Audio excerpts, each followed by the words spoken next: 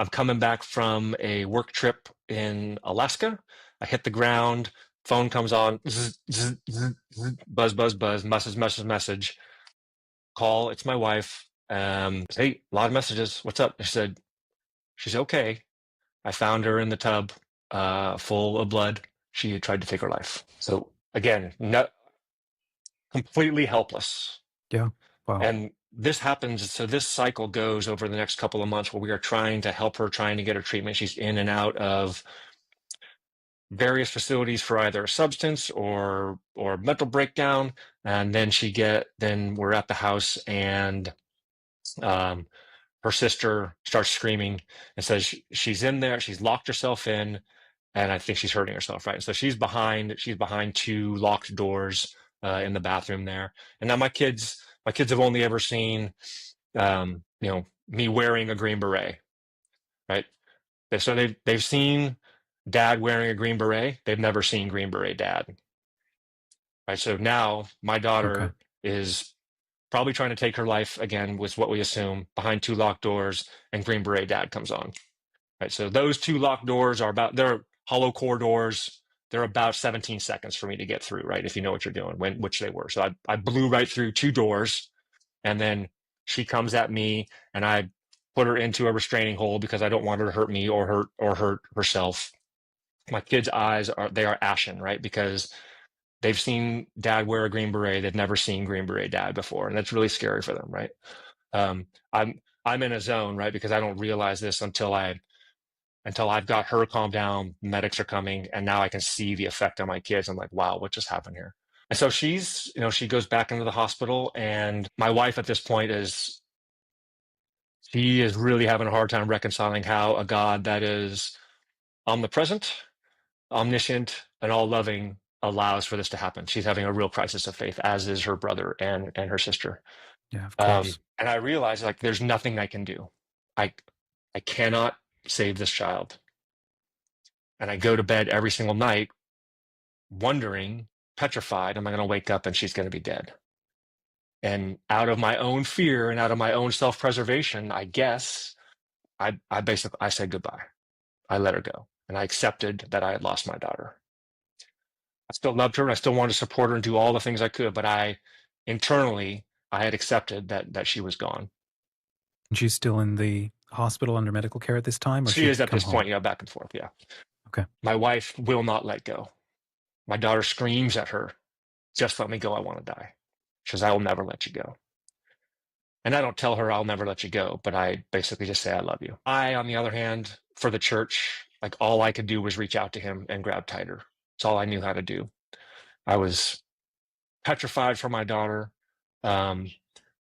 in anguish over how sorrowful my wife was. And so we go through a number of months, years of training. We have of rehab and everything. We get some angels that come into our life that provide us some resources. We basically cash out all of our life savings to pay for her, and she embraces, accepts, does years of work to overcome the PTS, because what we didn't know was when she wasn't having a psychotic break was the year that I was deployed in Afghanistan, she was raped by a fellow middle school student. Gosh. Who then continued to exploit her and blackmail her for the remainder of that year while I was gone. And that led her to cover all of that pain, anguish, and trauma with substance and then other mirroring behavior. That came out eventually. Wow. We figured out who that dude was, and I was like, I haven't been to sniper school, but I'm pretty good out to about 800 meters. And that was a really unhealthy thought. I was like, I'm not really thinking about doing that, but I'm thinking about it. And so I went and got help, and I said, I need to go talk to somebody. And as a very senior military person, I have shared that with hundreds, if not thousands, of other service members to let them know that, you think you see, 6'2", blonde hair, blue-eyed, Green Beret that lives in Hawaii and nothing's wrong. Like, everybody's got dumpster fires going on, and you're all dealing with stuff. So I did, and that was helpful.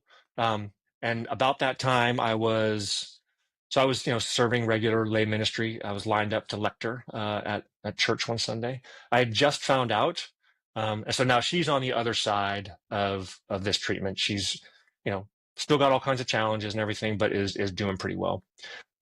I had just been up for promotion to 1-star general. Got and it was still in the air whether or not that was going to happen. And I was being interviewed for the job that is basically the job that you only get if you're going to get promoted.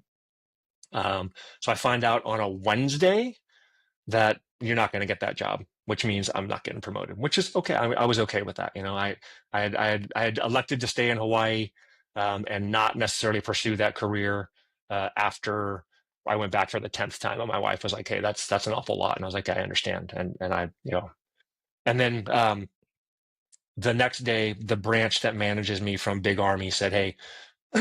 I'll just say it short. They basically said, "Hey, we want you to stay in Hawaii." I wanted to stay in Hawaii. They gave me the opportunity that actually that said, "Hey, you're going to be here for the next 3 years," meaning I was now actually in the place where I was going to be by my choosing for however long I wanted to be. That has happened 0 times in my life. 0. Right? I've never been in the place where now the future is all mine to pick and I get to do whatever I want. Because I was always on the precipice of another, change of station with the Army or moving around as a kid. And then that Sunday, I'm lined up with the priest, and he says, "So mind you, I just found out not getting promoted. You are going to stay in Hawaii and get to retire out of there, which is a wonderful blessing." And he says, "Hey, Sean, they're doing the inquiry weekends right now for the diaconate. Have you ever considered being a Catholic deacon?" And I'm like, "Come on, really? Like, ha ha." Like, this is not coincidence that this just happened, right? That I just found out these other 2 things, that for the first time in my life I could consider this. And what he didn't know is, so in my upbringing there, so I was very active in the Anglican Communion. I almost got out in my early career as a captain to become an Anglican priest, like that. So that tug had been there Wow. for some time, and then Wow. 9/11 Okay. happens. Like, okay, that's not happening. So I talked to my wife. I said, "Look, I need you. This is a joint thing. And would you be willing to come up to the inquiry weekend with me?" And from what I understand, wives are part of the deacon relationship, but you can be as involved or not as involved as you need to be, because she's a middle school administrator. Her whole service and ministry is serving those 7th and 8th graders, which most people would not consider ministry, but some form of Dante's 7th ring. But she loves it. She says, "Yes, of course, I'll support you. I'll go up there." Now, granted, so she hasn't been to church for 2 or 3 years. Neither have my kids at this point, based off what their sister has gone through. But she comes up there. It is a tear-filled, emotion, spirit-filled weekend. And she says, in this discussions that we're having in a small group, she says, so she felt moved. I mean, she definitely felt the presence up there, as we all did during that weekend. But what she shared is, she said, all these years, I couldn't go, but as long as Sean was going, I knew that we were still connected to the church. And as long as he was going, then I knew we still had hope. And I had no idea that he was using me that way. I was there for my own selfish reasons, for my own preservation Yeah. of Wow. my own faith, sanity, of being able to persevere on. So I had no idea of that. And then what I didn't realize at that time, because now I'm back in relationship with this daughter who has, screamed how much she hates me so many times because for being deployed and all these things. I had let her go, but she held on to my daughter. And so what I didn't realize in that, he was using both of us to save all of us. Mhm. And so Wow. while I'm sure he would have preferred that she stayed in relationship with him, I think the relationship in him was everything she had to hold on to her so that neither of us lost her, and everything I had to hold on to him so that neither of us lost him.